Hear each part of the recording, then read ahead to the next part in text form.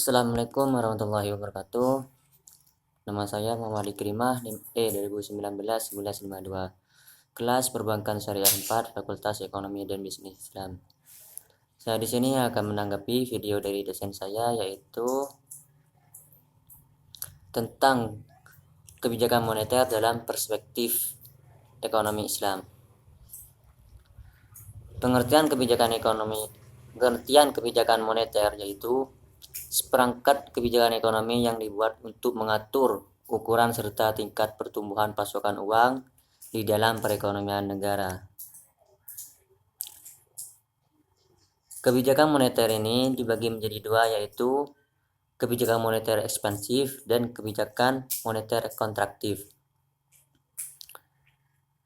Kebijakan moneter ekspansif itu sendiri yaitu kebijakan yang diambil untuk meningkatkan jumlah uang yang beredar, yang bertujuan untuk mengatasi pengangguran dan meningkatkan daya beli masyarakat. Sedangkan kebijakan moneter itu sendiri yaitu kebijakan yang untuk mengurangi uang yang beredar di dalam negara. Kebijakan ini dilakukan saat negara tengah mengalami inflasi. Kebijakan ini disebut juga dengan kebijakan uang ketat. Tujuan-tujuan yang terkandung dalam kebijakan moneter yaitu yang pertama, mengedarkan mata uang sebagai alat pertukaran dalam perekonomian. Yang kedua, menjaga kestabilan harga. Yang ketiga, menjaga kestabilan ekonomi.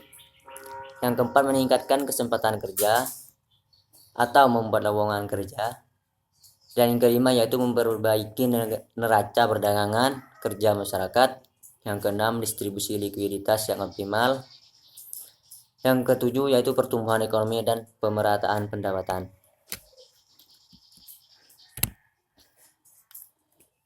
Selanjutnya, instrumen yang terkandung dalam kebijakan moneter. Yang pertama yaitu kebijakan operasi pasar terbuka. Yang kedua, kebijakan diskonto. Yang ketiga, kebijakan cadangan kas. Yang keempat, kebijakan kredit ketat. Yang kelima, kebijakan dorongan moral. Dan yang terakhir yaitu penyesuaian tingkat suku bunga. Dalam kebijakan moneter terdapat dua mazhab. Yang pertama yaitu mazhab istihaduna, yaitu pada masa awal Islam tidak diperlukan suatu kebijakan moneter karena sistem perbankan hampir tidak ada dan penggunaan uang sangat minim. Jadi tidak ada alasan yang memadai untuk melakukan perubahan terhadap penawaran akan uang melalui diskresioner. Mazhab yang kedua yaitu mazhab mainstream. Mazhab mainstream yaitu tujuan kebijakan moneter pemerintah adalah memaksimalisasi alokasi sumber daya untuk kegiatan ekonomi produktif. Al-Quran melarang praktek menumpukan uang karena membuat uang tersebut tidak memberikan manfaat terhadap peningkatan kesejahteraan masyarakat.